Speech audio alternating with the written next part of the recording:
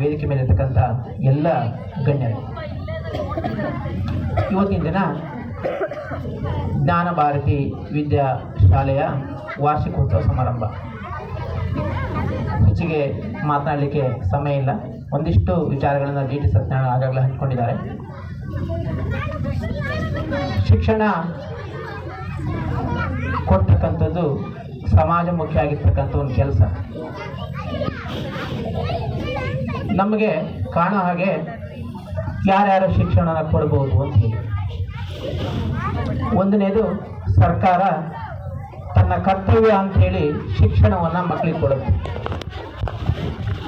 ಇನ್ನೊಂದು ಕಡೆಯಿಂದ ಶಿಕ್ಷಣವನ್ನು ಒಂದು ವ್ಯಾಪಾರ, ಒಂದು ಬಿಸ್ನೆಸ್ ಅಂತೇಳಿ ಒಂದಿಷ್ಟು ಸಂಸ್ಥೆಗಳಿರ್ಬೋದು, ಖಾಸಗಿ ವ್ಯಕ್ತಿಗಳಿರ್ಬೋದು, ಕಾನ್ವೆಂಟ್ ಅಂತ ಹೇಳಿ ಒಂದು ಹೆಸರಿನಲ್ಲಿ ಶಿಕ್ಷಣವನ್ನು ನೀಡುತ್ತೆ. ಇನ್ನೊಂದು ಕಡೆಯಿಂದ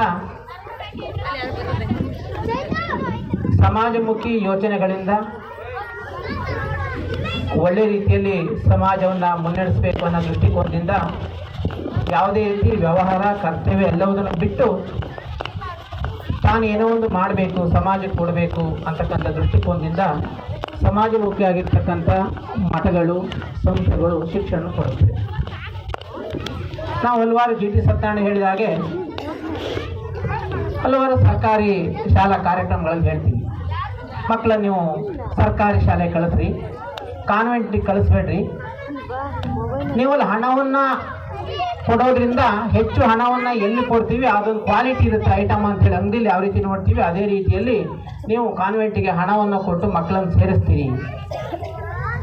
ಅಲ್ಲಿ ನೀವು ಹಣಕ್ಕೆ ಮೌಲ್ಯಕ್ಕೆ ಸರಿಯಾಗಿ ಶಿಕ್ಷಣ ಸಿಗುತ್ತೆ ಅನ್ನೋ ಯೋಚನೆಯಲ್ಲಿ ನೀವು ಕಳಿಸ್ತೀರಿ ಅಂತ ಹೇಳ್ತಕ್ಕಂಥದ್ದು ಹೇಳ್ತೀವಿ. ಸುಮಾರಷ್ಟು ಜನ ಸ್ನೇಹಿತರು ಕೇಳ್ತಾರೆ ಮಾತ್ರ, ನೀವು ಯಾಕೆ ಹಾಗೆ ಹೇಳ್ತೀರಿ ಅಂತ. ವಿಷಯ ಸತ್ಯನೂ ಕೂಡ ಹೌದು, 3 ವಿಧದಲ್ಲಿ ಶಿಕ್ಷಣವನ್ನು ಕೊಡ್ತಾರೆ.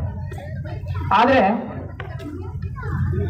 ಹಾರಿಗೆಯಲ್ಲಿ ಜ್ಞಾನ ಭಾರತಿ ವಿದ್ಯಾಸಂಸ್ಥೆ ಏನಿದೆ, ಈ ಕಾನ್ವೆಂಟ್ ಅಂತಕ್ಕಂಥ ಪದವನ್ನು ಬಳಕೆ ಮಾಡ್ತೀವಲ್ಲ ಅಲ್ಲಿ ತಪ್ಪಾಗಿದೆ. ಇಲ್ಲಿ ಮಾದರಿ ಹೇಗಿದೆ, ಕಾನ್ವೆಂಟ್ ಅಂತಕ್ಕಂಥ ಪದ ಎಲ್ಲಿಂದ ಬಂತು, ಆ ಖಾಸಗೀಕರಣ ಎಲ್ಲಿಂದ ಹುಟ್ಕೊಳ್ತು, ಶಿಕ್ಷಣ ಮತ್ತೆ ಆರೋಗ್ಯವನ್ನ ಈ ಖಾಸಗೀಕರಣ ಆದಾಗ, ಬಿಸ್ನೆಸ್ ಆದಾಗ ಅದಕ್ಕೆ ಹೊಡೆತ ಬೀಳುತ್ತೆ. ಆ ಒಂದು ಲೆಕ್ಕಾಚಾರದಲ್ಲಿ ಏನಾಗಿದೆ, ಬಿಸ್ನೆಸ್ ರೂಪದಲ್ಲಿ ಇವತ್ತು ಕಾನ್ವೆಂಟ್ಗಳು ಶಾಲೆಗಳನ್ನು ನಡೆಸ್ತಾ ಇದ್ದಾವೆ. ಕೆಲವು ಶಾಲೆಗಳು ಉತ್ತಮ ಇರ್ಬೋದು, ಆದರೆ ಹೆಚ್ಚಿನ ಶಾಲೆಗಳು ಏನಾಗ್ತಾ ಇದ್ದಾವೆ, ಹಣ ಮಾಡೋಕ್ಕೋಸ್ಕರ ಮಾಡ್ತಿದ್ದಾವೆ. ಆದರೆ ಇಲ್ಲೇನಾಗಿದೆ, ಸರ್ಕಾರಿ ಶಾಲೆಯಲ್ಲಿ ಯಾವ ರೀತಿಯಲ್ಲಿ ಉಚಿತವಾಗಿ ಶಿಕ್ಷಣ ಸಿಗುತ್ತೋ ಅದೇ ರೀತಿಯಲ್ಲಿ ಕಾನ್ವೆಂಟಲ್ಲಿ ಸಿಗ್ತಕ್ಕಂಥ ಅದಕ್ಕಿಂತ ಹೆಚ್ಚಿನ ಉನ್ನತ ಗುಣಮಟ್ಟದ ಶಿಕ್ಷಣ ಸಿಗುತ್ತೆ, ಆ ಒಂದು ಆರೈಕೆ ಸಿಗುತ್ತೆ, ಆ ಒಂದು ಉದ್ದೇಶ ಇದೆ.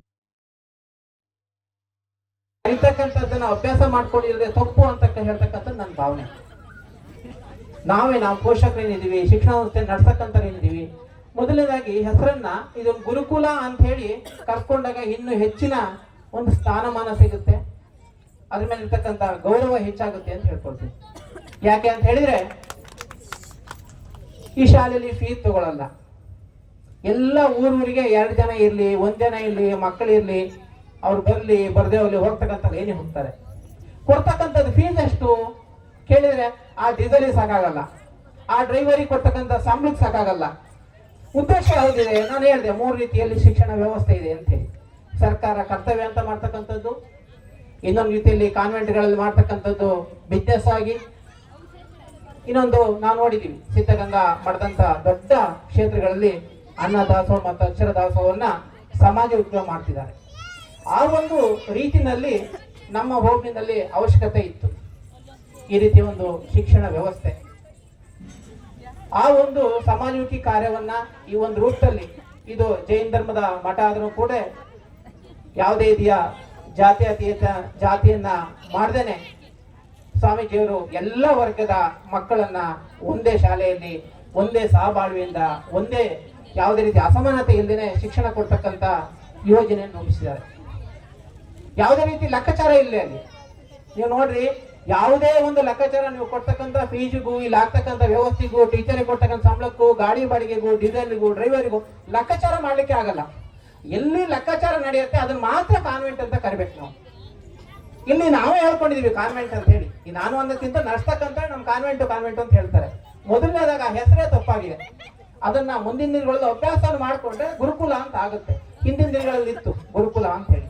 ನಮ್ಮ ಸಂಸ್ಕೃತಿ, ನಮ್ಮ ಭಾಷೆ, ನಮ್ಮ ದೇಶ, ನಮ್ಮ ಈ ಕುಟುಂಬ ಪದ್ಧತಿ, ಗುರು ಹಿರಿಯರು ಅಂತಕ್ಕಂಥದ್ದನ್ನ ಸೇರಿಸಿಕೊಂಡು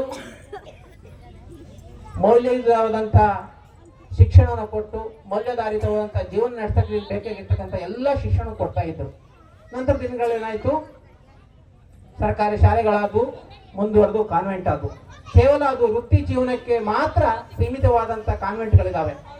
ಆದರೆ ಈ ಒಂದು ಶಿಕ್ಷಣ ಸಂಸ್ಥೆ ಮೌಲ್ಯಾಧಾರಿತವಾದಂಥ ಜೀವನವನ್ನು ನಡೆಸ್ತಕ್ಕಂಥ ಮಕ್ಕಳಿಗೆ ಅಗತ್ಯ ಇರ್ತಕ್ಕಂಥ ಎಲ್ಲ ಶಿಕ್ಷಣ ಕೊಡ್ತಕ್ಕಂಥ ನಿಟ್ಟಿನಲ್ಲಿ ಕೆಲಸ ಮಾಡಲಿ ಅಂತ ಹೇಳ್ತಾ, ಹಾಗೆಯೇ ತುಂಬಾ ಚೆನ್ನಾಗಿ ಇವತ್ತಿನ ಕಾರ್ಯಕ್ರಮಗಳನ್ನು ಕೂಡ ತುಂಬಾ ಅಚ್ಚುಕಟ್ಟಾಗಿ ನಡ್ಸ್ಕೊಂಡು ಬಂದಿದ್ದೀರಿ. ಹಾಗೆಯೇ ಪೋಷಕರಿಗೆ ಶಿಕ್ಷಕರು ಕಿವಿ ಮಾತು, ಮಕ್ಕಳು ಏನು 1ನೇ ಕ್ಲಾಸಿಂದ ಅಪ್ ಟು 5th ವರೆಗೆ ಏನು ಕಲಿತಾರೆ, ನಾವು ಹೇಳ್ಕೊಟ್ಟಿದ್ಕಿಂತ ನಾವೇನು ಮಾಡ್ತೀವಿ ಶಾಲೆಯಲ್ಲಿ ನಮ್ಮ ಪರಸ್ಪರ ಇರ್ತಕ್ಕಂಥ ಟೀಚರ್ಗಳು ಮತ್ತೆ ನಮ್ಮ ಜನ ಇರ್ತಕ್ಕಂಥ ಸಂಭಾಷಣೆ ಇರ್ಬೋದು, ಮಕ್ಕಳ ಜೊತೆಗೆ ಇರ್ಬೋದು, ಇನ್ನೊಬ್ಬರ ಜೊತೆ ಮಾಡ್ತಕ್ಕಂಥ ಸಂಭಾಷಣೆ, ನಮ್ಮ ಶಾಲೆಯಲ್ಲಿ ನಾವು ನಡ್ಕೊಟ್ಟಿರ್ತಕ್ಕಂಥ ಶಿಸ್ತು, ಹಾಗೇನೆ ಪೋಷಕರು ಮನೆಯಲ್ಲಿ ಅಪ್ಪ ಅಮ್ಮ ಇರ್ಬೋದು, ಅಜ್ಜ ಅಜ್ಜಿ ಇರ್ಬೋದು, ಅತ್ತೆ ಸೊಸೆ ಇರ್ಬೋದು, ಅವ್ರು ಏನು ಮಾತಾಡ್ತಾರೆ, ಯಾವ ರೀತಿ ಮನೆಯಲ್ಲಿ ಶಿಸ್ತಿರುತ್ತೆ, ಅವ್ರು ಯಾವ ರೀತಿ ಒಬ್ರಿಗೊಬ್ರಿಗೆ ಪರಸ್ಪರ ಹೊಂದಾಣಿಕೆ ಇದೆ, ಅದೆಲ್ಲದ ಆಧಾರದ ಮೇಲೆ ಅವ್ರ ಶಿಕ್ಷಣ ನಾವೇನು ಕಲಿಸ್ತೀವಿ, ನಾವೇನು ಹೇಳ್ಕೊಡ್ತೀವಿ ಅನ್ನೋದಕ್ಕಿಂತ ಅದರ ಆಧಾರದ ಮೇಲೆ ಅದು ನೋಡ್ಕೊಂಡು ಕಲಿತಕ್ಕಂಥದ್ದು ಹೆಚ್ಚಿದೆ.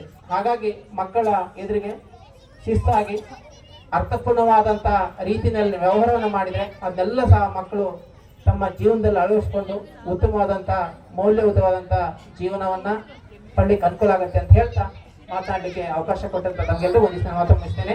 ಜೈ ಹಿಂದ್, ಜೈ ಭಾರತ್.